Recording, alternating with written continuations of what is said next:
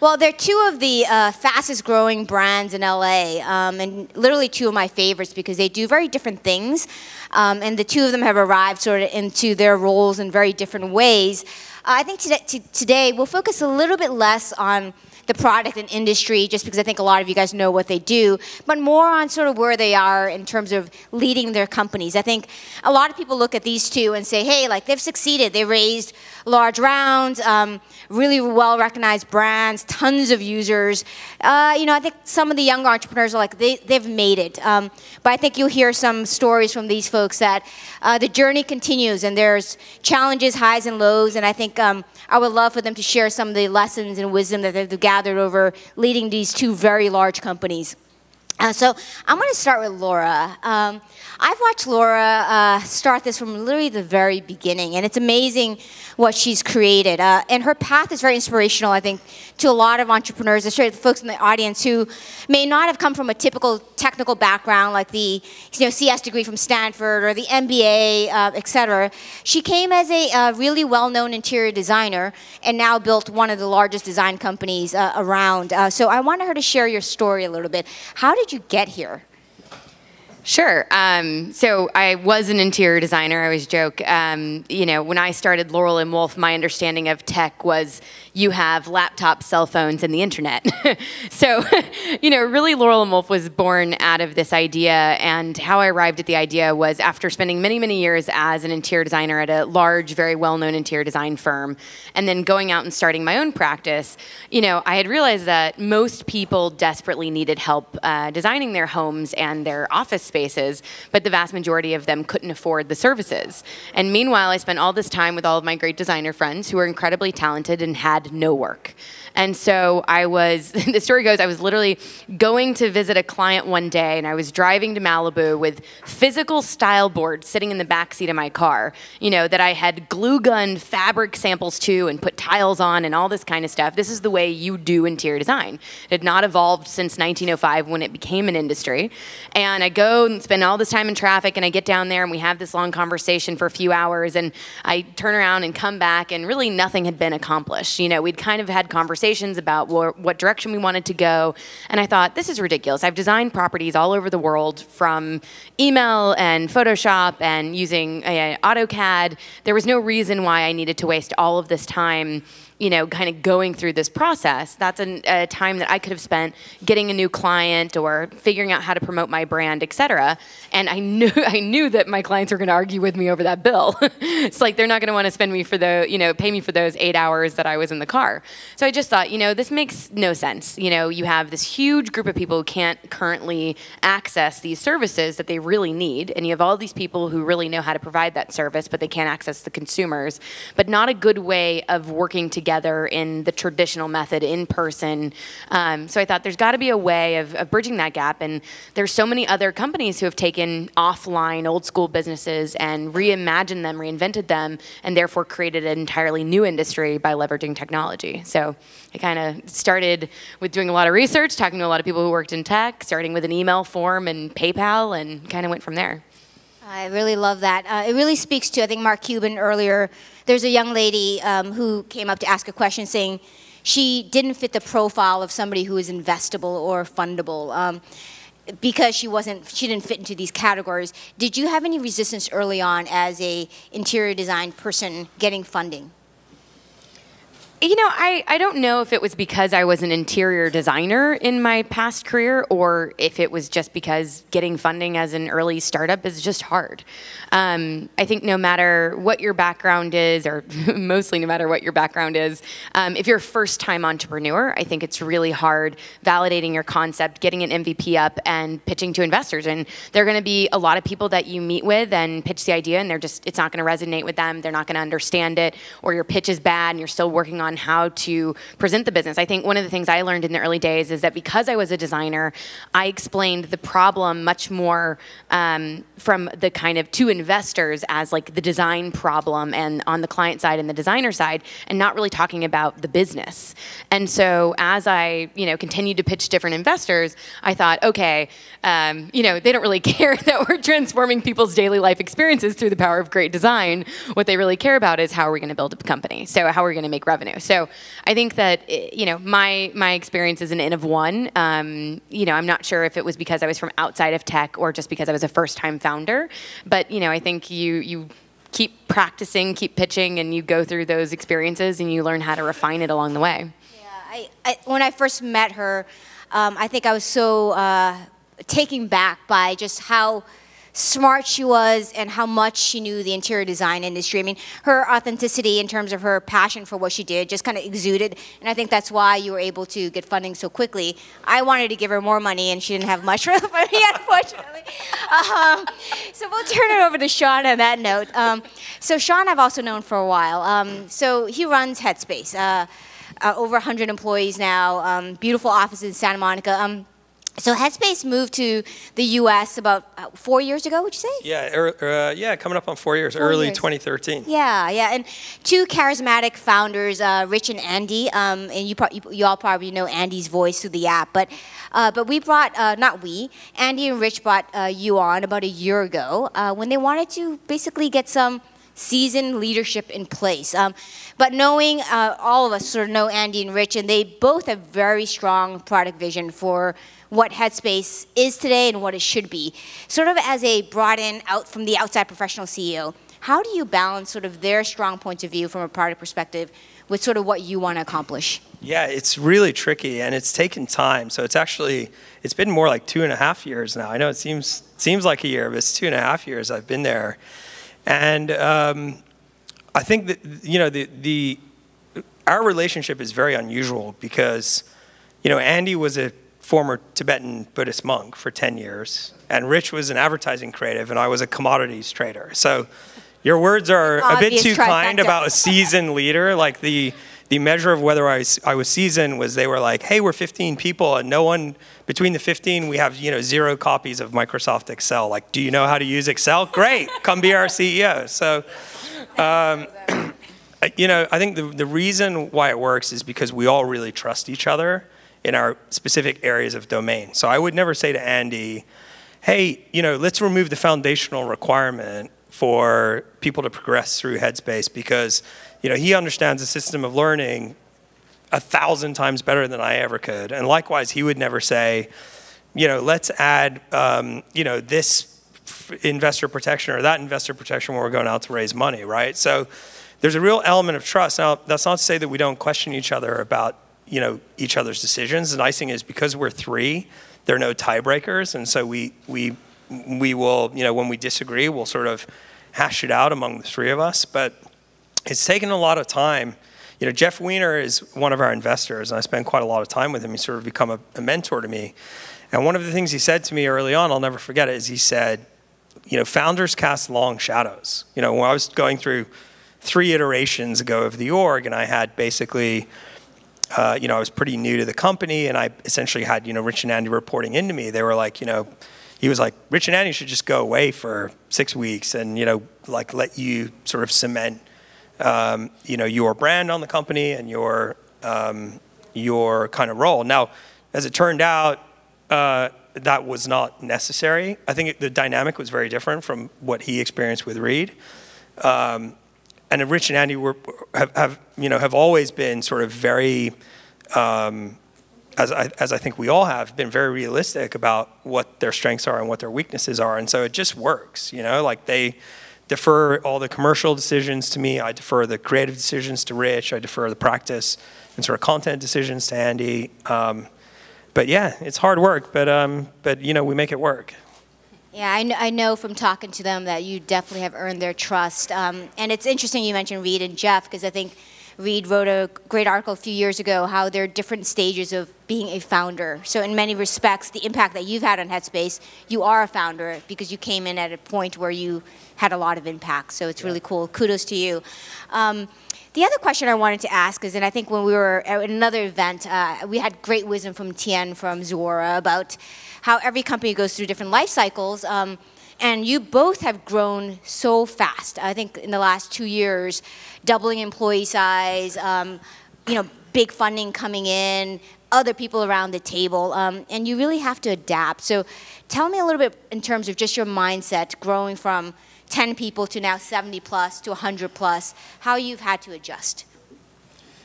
You want to go first? Sure. You know, I think it's really funny because our job is constantly changing. And when I started the company and it was, you know, 2 other people in my dining room, it was a very different thing than when we were 10, and then it was very different again when we were 30, and it's very different again now that we're 70. And I think that one of the things that I've tried to be very mindful of and stay in front of is that you have to keep changing, you have to keep evolving in all ways, not just in terms of your team size and your org structures and all of these things. Even things as simple as, you know, culture, you know, so how does your town hall evolve as you go from being 5 people sitting around a dining room table to being 70 people? How do you disseminate information, you know, when you're all in one space and everyone knows everything that's going on?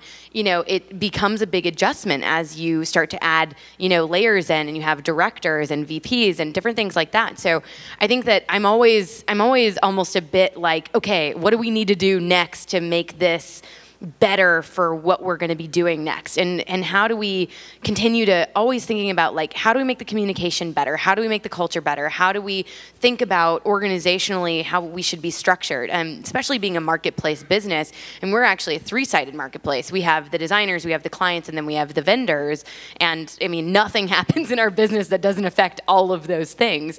So I think we're always trying to think about, you know, better ways of kind of organizing ourselves and communication. When you're moving and pushing so fast, you know, we're setting super aggressive goals and continuing to grow, you know, I think that it's easy for things to get lost. So for us, it's always just about how can we always do a better job of communicating, and what do those teams look like?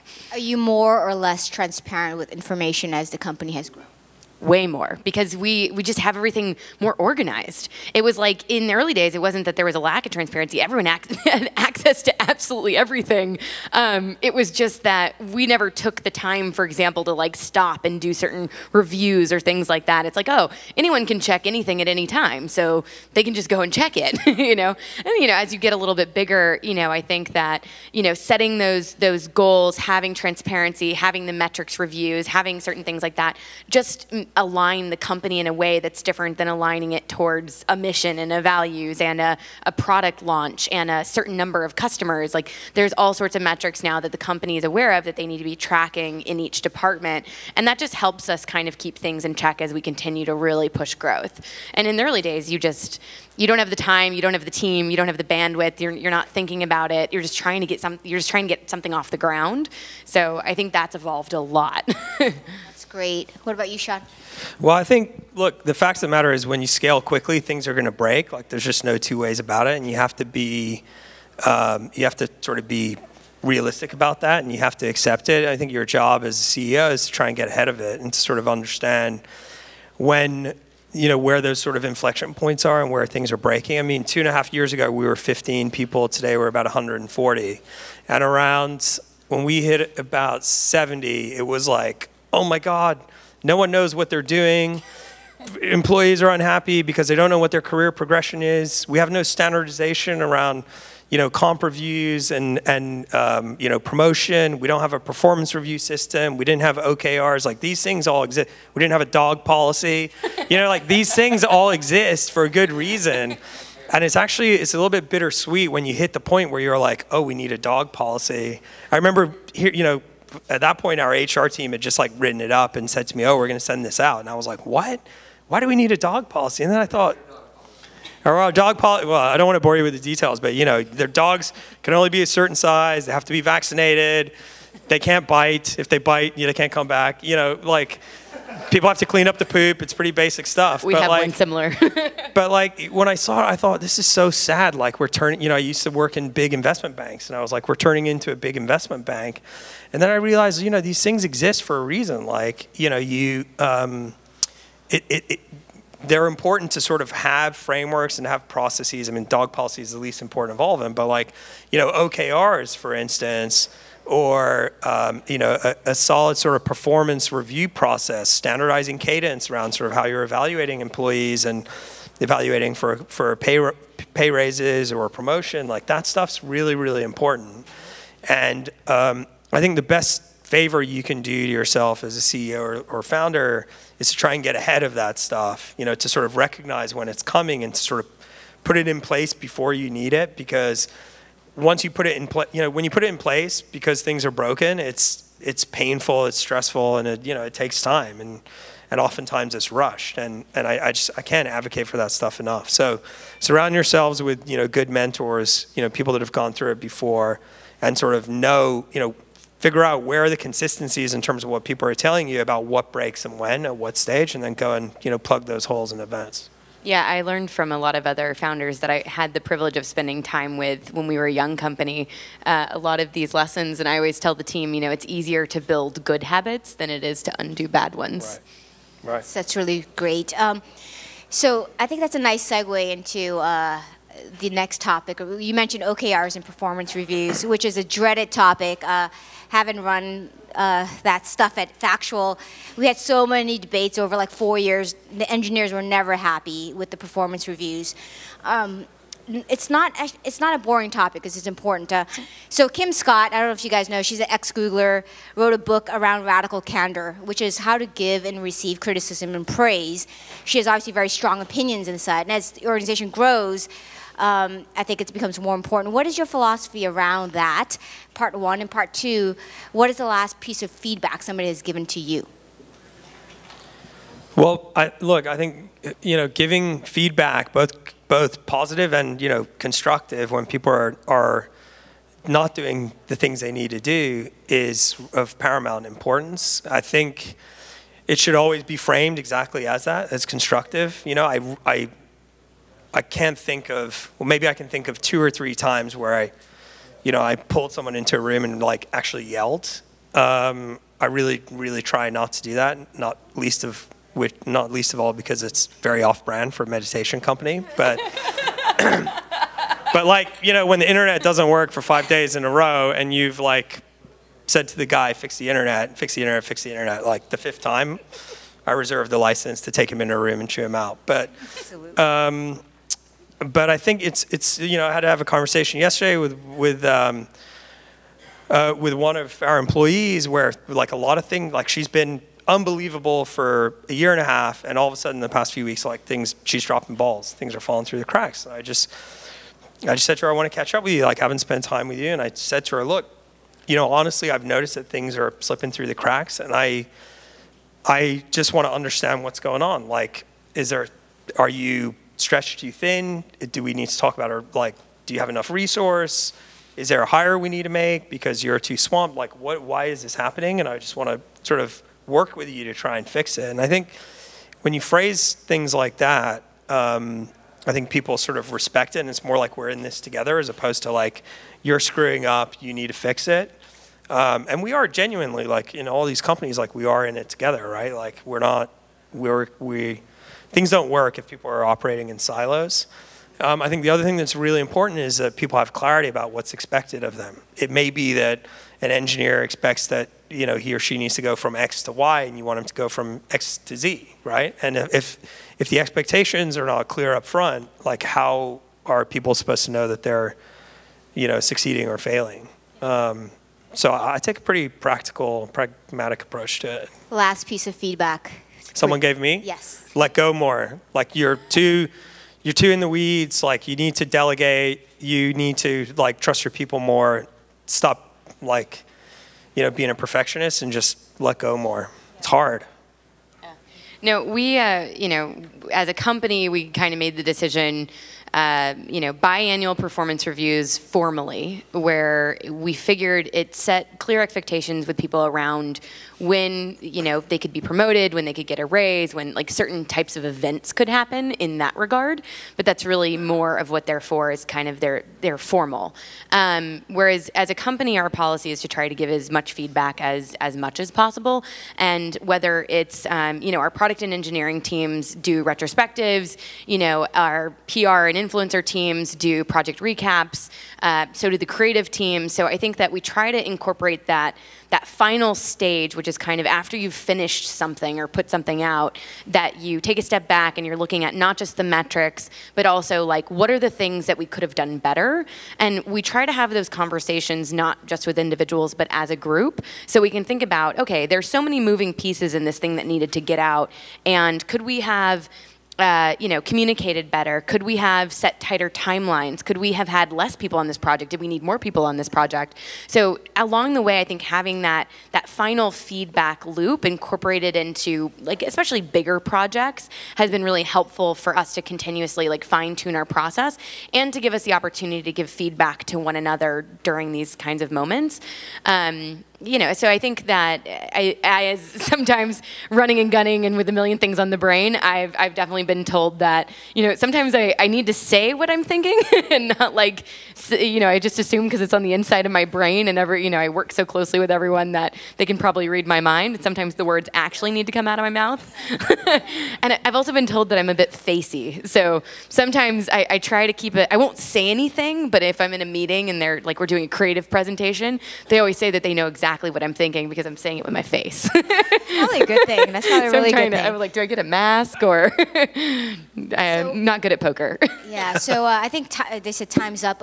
Do we have time for questions from the audience at all, or we're done? Okay. Any questions from the audience? It's a quiet group out there. Then I'll just wrap up with one quick one, and you could do this through an interpretive dance if you want to. So I'm sure AI has been brought up a lot today. 10 years from now, your meditation app, your interior design app, lots of ML going on. What's the experience going to look like in 20 seconds? For us, it's like a non-creepy version of the movie Her. So we're like always there for the person. We're always sort of can always sort of predict what's going on in the given person's life. Like, are they stressed? Are they tired? Did they just have an argument? Are they going to play golf? And we can surface up the right content at the right time. We think that's sort of where AI takes us. I love it. I would use that.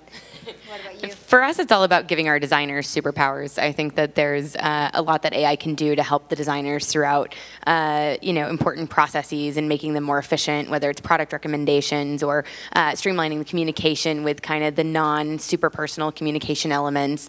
So a lot of that we see as being support, so the designers can take their knowledge in an area that there's a lot of, there's no right or wrong answer, and apply their expertise there, but let AI support them in all the adjacencies.